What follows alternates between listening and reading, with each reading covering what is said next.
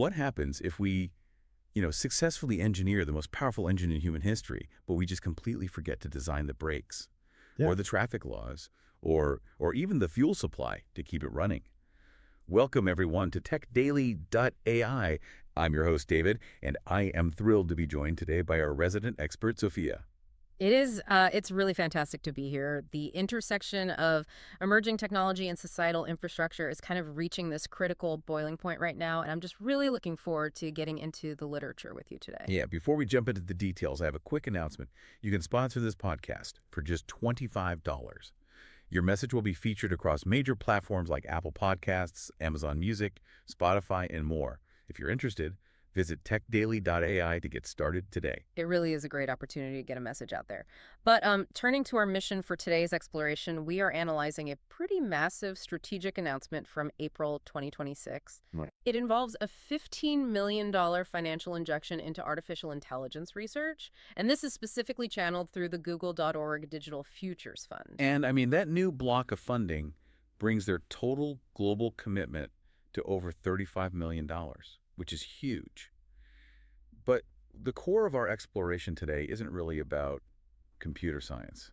Yeah. Like, we aren't talking about parameter counts or neural net architectures here. No, not at all. We are unpacking how independent think tanks, academic institutions, and policy analysts are basically being mobilized to figure out the societal integration of these models. Yeah, exactly. We're looking at the actual people tasked with figuring out how this technology fundamentally alters our labor market, the national energy grid, and honestly, global security. And that shift in focus is entirely necessary. The literature we were reviewing features a rather stark framing from the vice president of Google.org, Maggie Johnson. Oh yeah, her statement was really interesting. It was. She outlines this as a once-in-a-generation opportunity to strengthen economies, accelerate scientific breakthroughs, and bolster cybersecurity. But, she immediately tempers that soaring optimism by emphasizing the absolute non-negotiable need for responsible development. Okay, let's unpack this. Because whenever I hear the phrase responsible development from a major tech entity, I immediately think of the Elisha Otis elevator brake. Oh, that's an interesting comparison. Right, because back in the mid-19th century, we had the engineering capability to build taller buildings, and we even had the hoisting mechanisms to lift people up. Yeah. But the public was just utterly terrified of the cable snapping. Naturally. Nobody wants to drop 10 stories. Exactly. So the vertical city, the skyscraper, was impossible. Not because of a lack of architectural engineering, but because of a lack of a safety mechanism. Elisha Otis didn't invent the elevator. He invented the safety brake. And that guardrail is what actually unlocked the entire future of the modern skyline. Yes. So we are essentially trying to invent the elevator brake for artificial intelligence. Or, to use another analogy, it's like we're building a supersonic jet while it's already screaming down the runway. The tech is moving so fast, we need independent engineers to figure out if the societal runways and air traffic control can actually handle it. That is a highly accurate way to frame the challenge, but with a massive complicating factor. Which is? The tech industry has a notorious history of trying to build the skyscraper, the elevator, and the brake all by itself, usually in complete isolation from the society that actually has to live in those buildings. Oh, absolutely. They kind of grade their own homework. What's fascinating here is why the launch of the Digital Futures Project back in 2023 was so necessary. It was an explicit acknowledgement that this isolationist approach simply breaks down at a certain scale. It has to. Right. Technologists cannot hold a monopoly on deciding how human society adapts to their creations. They need multi-stakeholder dialogue industry, academia, civil society. I'm going to push back slightly on the scale of this, though. A $15 million injection for the 2026 cohort, bringing the total to $35 million. Yeah.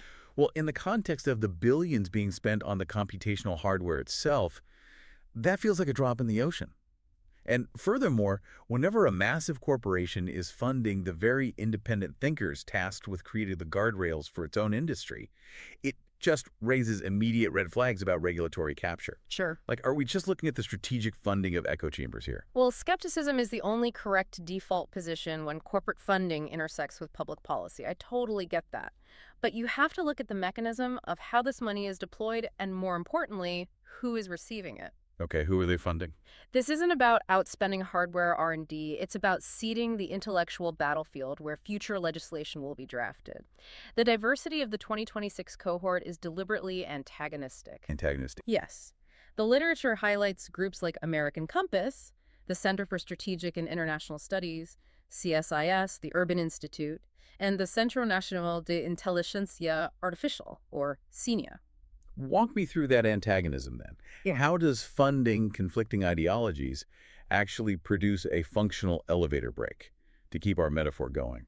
Think about the fundamental philosophy of these organizations. American Compass operates from a distinctly conservative framework, focusing heavily on market dynamism, labor resilience, and, maintaining American industrial dominance. So their white papers will naturally prioritize removing barriers to corporate innovation. Precisely. But then, on the other end of the spectrum, you have the Urban Institute, which utilizes a much more progressive analytical framework. Okay, so what do they focus on? Their models will relentlessly focus on the displacement of the working class, municipal tax base erosion, and equitable distribution of technological benefits. Ah, I see. So the strategy is basically to lock them in the same policy ecosystem and just let them fight it out.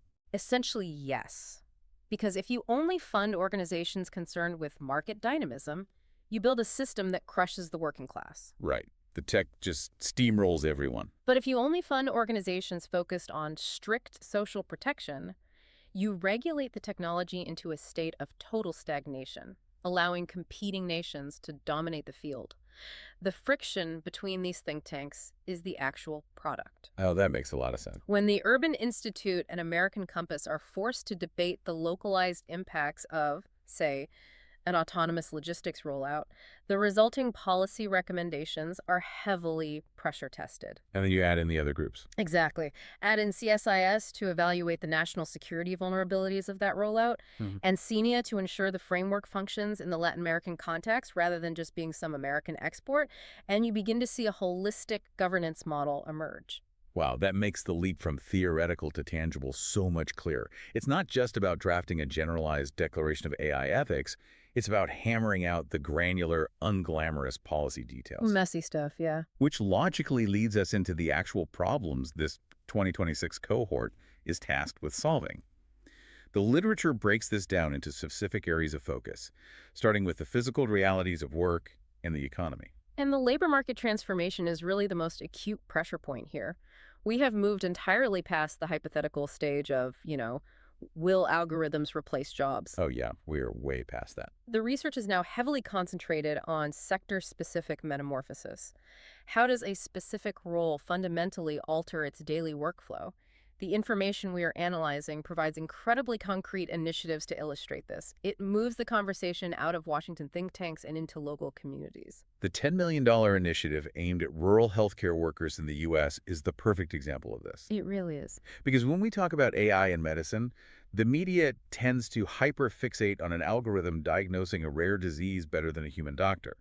But that's not the immediate frontline reality. No, not at all. The frontline reality is a rural clinic operating under crushing resource constraints, where a nurse practitioner is just drowning in administrative triage and charting. Exactly. The bottleneck in that rural clinic isn't a lack of medical knowledge, it's a lack of time. Right. If you deploy an intelligent system that can instantly cross-reference a patient's sprawling medical history, highlight potential drug interactions in real time, and automate the transcription of the encounter, you radically augment that clinic's capacity. It's a game changer. But, and this is where the policy research becomes vital, you cannot simply drop an enterprise AI model into a rural clinic and just walk away. Because the liability framework doesn't exist. Yeah. Like if the transcription AI hallucinates a dosage amount, or if the predictive model misses a subtle contraindication, who holds the medical liability? Right, who gets sued? Exactly. Is it the software developer, Mm-hmm. the hospital administrator, or the nurse who just signed off on it because they were in a rush? That is exactly the type of friction the funding is meant to address. It is about training the workforce not just to click the buttons, but to understand the limitations, the data privacy implications, and the integration of the tool into a safe medical workflow. Which is huge. And the same logic applies to the parallel initiative outlined in the literature, which targets new AI training for 40,000 manufacturing workers. Oh man, let's follow that manufacturing thread for a second because it triggers a massive chain reaction. It really does. If you successfully train 40,000 manufacturing workers to optimize their factory floors with advanced predictive analytics and precision robotics. Hmm. You have suddenly created 40,000 new, highly demanding connection points to a neural network. Yep. And here's where it gets really interesting. Our audience is well aware of the computational weight of these systems. We aren't talking about querying a simple database here. No, we are talking about maintaining constant high-fidelity connections to massive models. Right. The raw electrical appetite required to sustain that is just staggering. It's not invisible magic in the cloud. It's a physical, hungry beast. If we connect this to the bigger picture, you really cannot separate labor policy from energy policy in the era of artificial intelligence. Training a manufacturing worker to use a tool is entirely irrelevant if the municipal energy grid cannot support the localized data center required to process their inputs. Yes, this is the physical reality that so often gets lost in the conversation about digital tools. People forget the hardware. They really do. Yeah. To run these models, you need concrete buildings the size of multiple football fields, and they're packed with specialized semiconductors running at blisteringly high temperatures. Which then require industrial scale water cooling. Exactly. And dedicated substations just to keep from melting down. Training a single, massive foundational model requires the gigawatt equivalent of a small city. And the sheer scale of those infrastructure demands is why national competitiveness is a core focus for these think tanks. Because if you can't power it, you fall behind. Exactly. If a country's electrical grid is constrained by aging infrastructure or regulatory gridlock, it physically cannot participate in the next tier of the global economy. Wow. The organizations receiving this funding have to figure out how to incentivize the rapid expansion of clean, reliable baseload power, potentially advanced nuclear or next-generation geothermal, while simultaneously managing the environmental impact of these hyperscale facilities. It creates an incredibly precarious house of cards. You pull the thread on wanting a rural health clinic to have faster medical charting, and within 3 logical steps, you are actively debating the permitting process for small modular nuclear reactors. It is entirely interconnected. Everything is. It is a closed-loop system, and the moment you deeply interconnect rural healthcare, national manufacturing, and critical energy infrastructure to a network of predictive models, well, you exponentially expand the attack surface for bad actors. Which introduces the absolute nightmare scenario and logically shifts the focus of the 2026 cohort towards security and governance. The third pillar. Right. We've talked about the physical runway, but now we have to talk about securing the airspace. As these systems become integrated into the core functioning of a society, the vectors for catastrophic misuse scale right alongside them. The 2023 cohort laid the initial groundwork here, analyzing how to deploy these models defensively to anticipate and neutralize evolving cyber threats. But the mandate for the current group is far more complex. How so? The literature explicitly tasks them with developing frameworks for, quote, innovation-friendly guardrails. Okay, I have to admit, innovation-friendly guardrails sounds like an oxymoron designed in a PR office. It kind of does, doesn't it? I mean, a guardrail is literally designed to restrict movement to prevent a disaster. So what does this all mean? If you are a policy think tank, how do you regulate the output of a continuously learning open source neural network without essentially outlawing the very mechanism that makes it valuable? You don't want to build a safety net so tight that it just becomes a cage. This raises an important question, and honestly, it is the most delicate balancing act in modern governance because the decisions made today will impact generations. Right. The thing is, static laws are fundamentally incompatible with exponential technology. If a regulatory body writes a hyper-specific law targeting the capabilities of a model in 2026, that law will be rendered completely obsolete by a new architecture released in 2027. It's outdated before the ink dries. Exactly. The think tanks aren't being funded to write static laws. They are being funded to design dynamic frameworks. What does a dynamic framework even look like? This involves exploring concepts like tiered access, compute-based thresholds for safety testing, and algorithmic auditing standards that can actually adapt to a model's complexity as it grows. But and hear me out, even the most dynamic regulatory framework is still a top-down solution. And top-down solutions usually fail when the technology is globally distributed and, openly accessible. That is the crucial insight that drives the final piece of the strategy we are analyzing. Governance cannot just happen in the halls of a legislature. You have to build resilience into the population itself. The information we are reviewing highlights initiatives that move entirely outside the traditional policy sphere. specifically focusing on broad educational outreach. The scale of that outreach is fascinating to me. The literature points to efforts to broaden advanced education in this field across Africa, which speaks to ensuring the global south isn't just left behind in the infrastructure race we just discussed. Right, global equity is a huge part of this. But the initiative that really stands out to me is the partnership with Highlights for Children. Oh, yes. They've reportedly already helped 1 million students learn how to navigate the digital world safely. Now, why do you think a multi-million-dollar policy initiative aimed at shaping global technological dominance cares about reaching 1 million grade school students? Because an educated 10-year-old is a significantly better defense mechanism against a targeted deepfake and a firewall. If you try to regulate synthetic media out of existence, you will fail. Because the tools to create it are already decentralized. They're everywhere. You can't put the genie back in the bottle. No, but if you fundamentally alter a generation's baseline digital literacy, like if they inherently understand how algorithms curate their feed, how a voice can be cloned, or how a synthetic video is rendered, you strip the weapon of its effectiveness. You are building a societal immune system. A societal immune system. I love that phrase. When the populace can critically evaluate and automatically discount manipulated information, the incentive to deploy it drops drastically. Investing in the foundational digital literacy of 1 million students is arguably the most robust, future-proof security governance you can possibly buy. Because it adapts with them. Right. It doesn't matter what the specific architecture of a cyber threat looks like 20 years from now, because the population has the underlying critical framework to process and adapt to it. It completely reframes how we think about national security.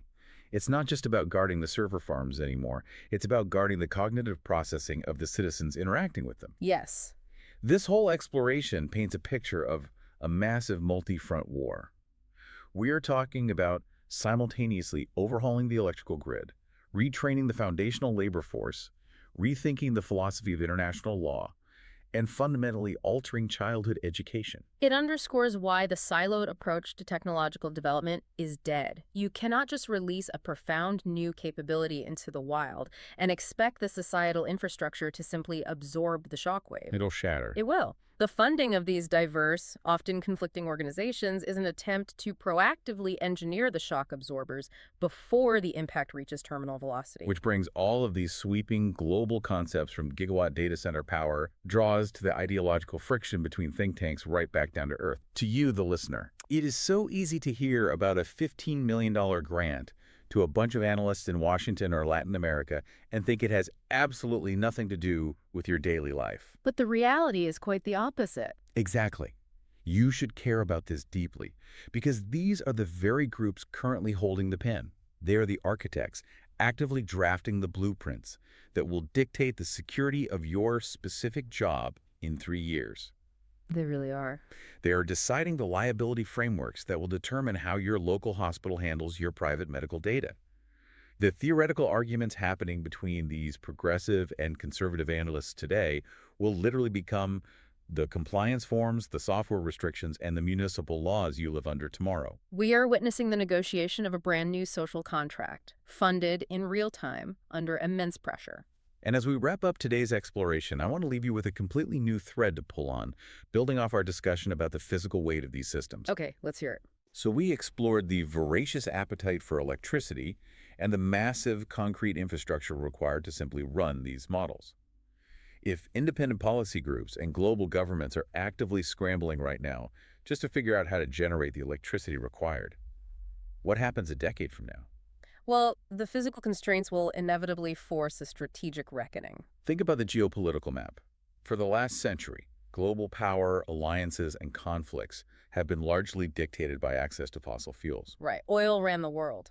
But if artificial intelligence continues its exponential integration into everything from rural healthcare to national defense, raw computational processing power and the localized energy to run it will become the most critical assets on Earth. Without a doubt. So what happens to everyday consumer costs and to global peace? When a gigawatt of dedicated AI compute becomes a natural resource, as fiercely contested, as vital, and as precious as a barrel of oil or a reservoir of fresh water. The nations that solve the energy and infrastructure bottleneck will dictate the terms of the digital future. It is a paradigm shift of the highest order. It really is. Something to seriously ponder the next time you casually ask an algorithm to summarize an email, and a server in a massive concrete building somewhere spins up to answer you. Thank you all for joining us on this journey today and for taking the time to understand the profound forces reshaping both our digital and physical realities. Until next time, keep questioning the runway.